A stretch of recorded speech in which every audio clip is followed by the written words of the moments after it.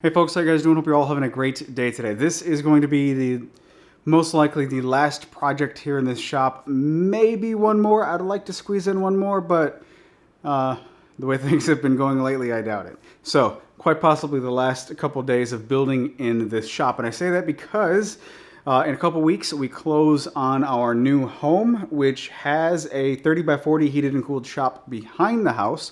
So all of my office, all of my shop, all of the business will be in the shop out back, which is fantastic, and it's something that I've been wanting for a long time. That way I can have a mental disconnect between business and personal life, and I can clock out at the end of the day and leave the business in the building and then go home. Something that I didn't realize was a huge benefit until I started working from home in this attached two-car garage. So the space is exactly 3 times of what this space is right now. More on that in the future. In the meantime, I do want to make a few gifts, some cutting boards, maybe a box, I don't know, but I've got a bunch of hickory here on this workbench so that I can get started on something. I've got 4 people I need to make something for with a very little amount of time, so I'm going to jump right in it.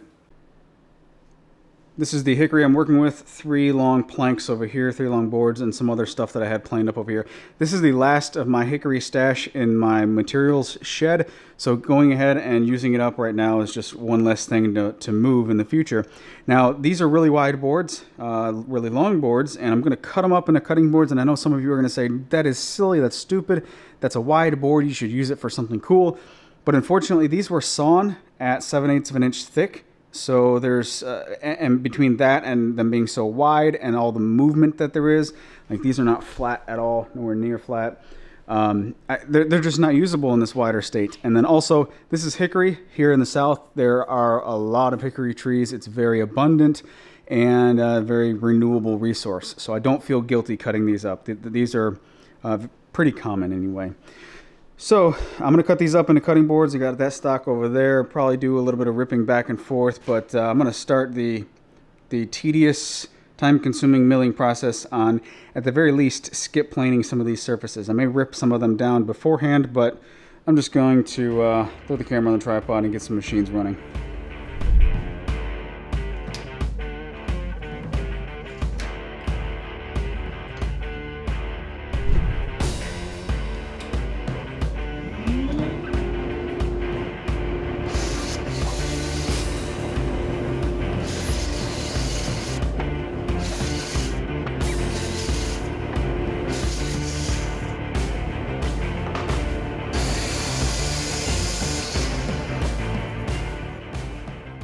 Alright, sorry about the audio. I still have the air cleaner cart going. I've got a small stack over here to work with, and then this much larger wide stack to work with. I've got 2 options to proceed. Number 1, I could just run these through the planer as is, just to skip plane the top and bottom, take the rough state off. Or I can rip them down into 16 million pieces and then plane them. It'll be a lot more work, but I think I'll get better results that way because we'll be more inclined to have the whole area touching the cutter head, or the whole width of the board touching the cutter head if it's about 2 inches rather than this full length of 16. Now, technically speaking, if I put this 16-inch wide board through, it is only 7/8 of an inch thick. The rollers will probably compress it flat, plane it off, and as soon as it pops out the other end, it will cup back to its original shape. And then I could rip them at the bandsaw to 2 inches wide. It'll be a lot less work that way, but I think we'll get better results by ripping them first and then running all of them through the planer.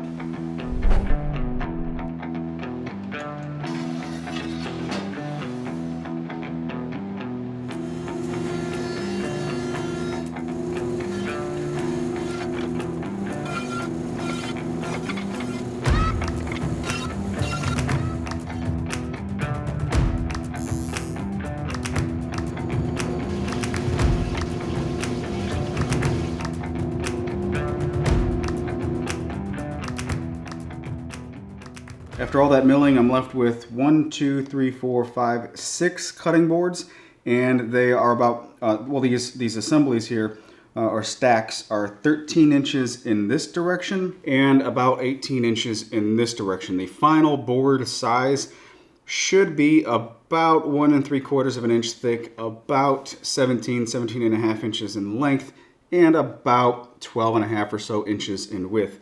Now, every one of these boards has a good side and a bad side. For the bad side, like this, for example, is a hole I can stick my whole fingernail in. You don't want that on the top side of a cutting board. That's just inviting bacteria and all kinds of crap to grow. That's a no-no. So that is going to go on the bottom side. So picture this whole stack upside down. The bottom sides are facing up. So I'll orient these so that the defects are facing up. The good side will be referencing off of the clamps so it stays the flattest during the glue up, and we will remove the most material off of this bad side. And the reason why it's okay to put all of the bad sides on the same side is because that's the side that's going to get the decorative carving. That's the side that's not going to be used for food, and that'll leave the good side available, well, obviously for food.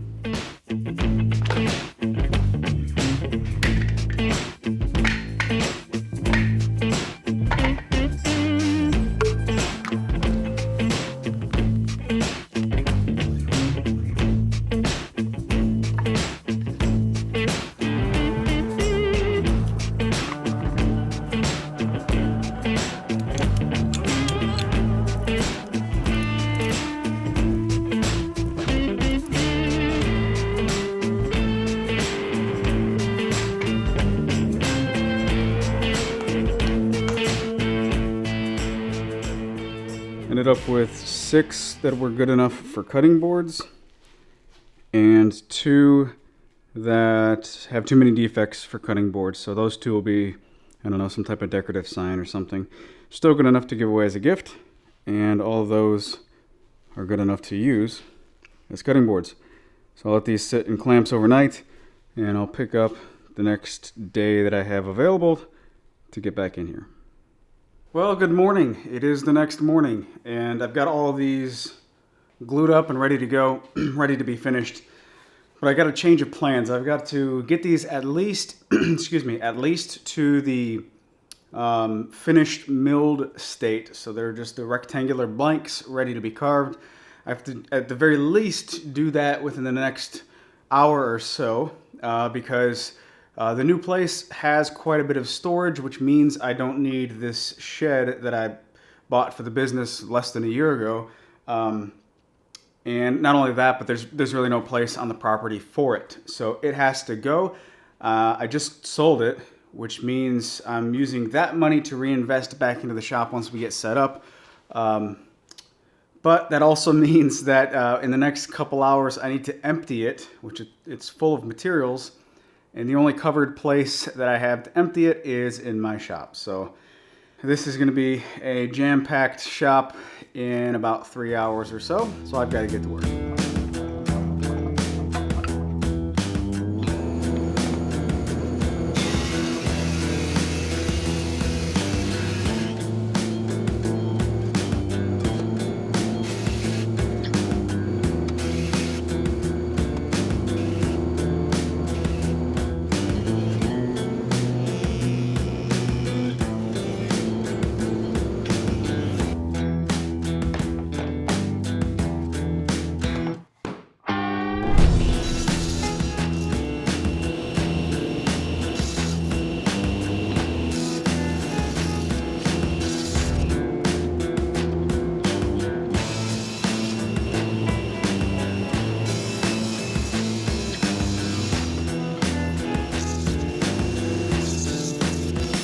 All right, it's actually a couple days later. I have all of my cutting boards square 6 sides ready to go. I've got a couple designs ready to cut. The problem is my shop.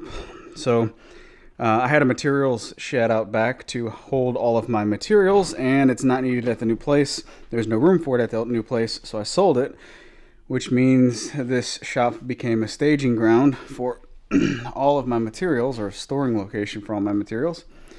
So I can barely walk around in here, and I've got to get some of these boards done. So that means I still have to get into, let's see, one of those drawers up, that middle drawer right there for the sandpaper and some other stuff. And over here, This is driving me crazy. I've got a couple more boards to cut. I did leave path to the CNC to get it done. But unfortunately, the working time in this shop has come to an end. I'm so glad I'm getting a bigger space. Anyway, time to get these done. Before I get started, let's run through the bits I'm using. This is the Whiteside. All of these are Whiteside. This is the Whiteside 1500. It's a very compact 90-degree V-bit. Nice clean detail with this bit. And to remove the bulk or the waste for the detail is the RD2100. D stands for down cut, so this is cutting in the down direction. And for the juice groove, it is the 1408. This is a 1/2-inch ball nose bit, and just a very basic bit for cutting the juice groove. If something happens and I have to reflatten the whole board, it's very quick and easy to do with this one, which is the 6220. It is a spoil board flattening bit that, of course, you can use on just about anything to flatten as you go. And I've had to use this a couple times for minor screw-ups.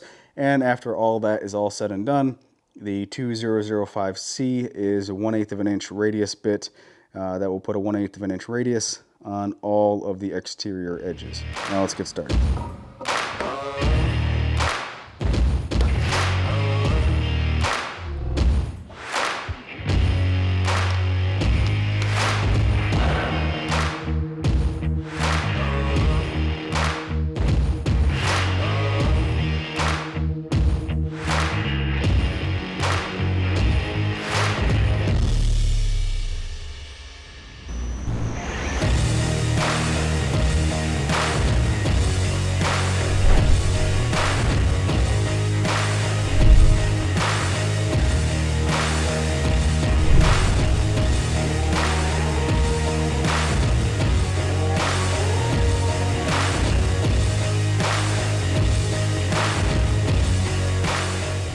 All right, problem solving time. So I cut these and I wanted to have this area cut down so that the state and the names are nice and proud.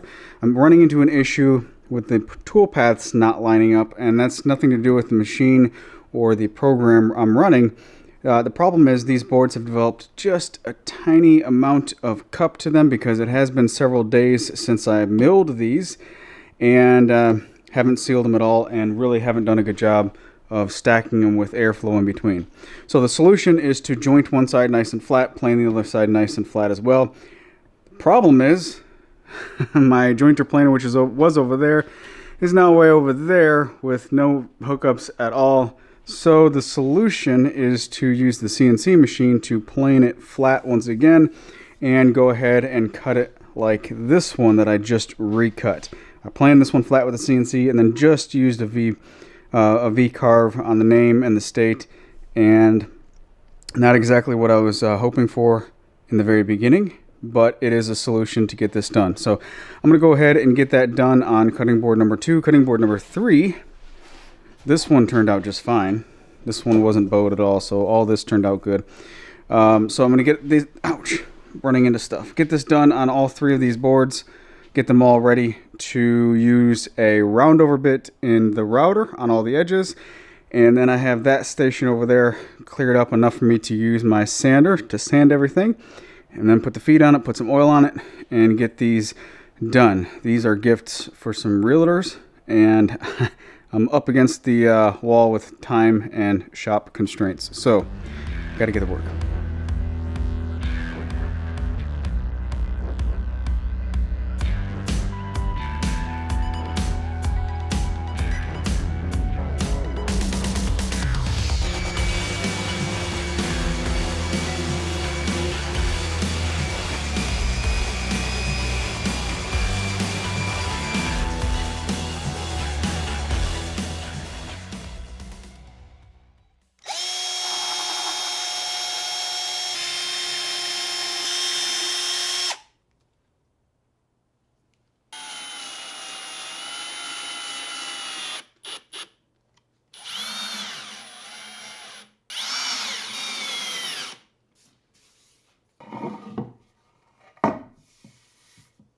And here's the final result. I've got two different styles of the same design. A name over here, and then the state, and then the heart to represent the location. And this one, the name and state is proud. This one, the name and state is cut in there.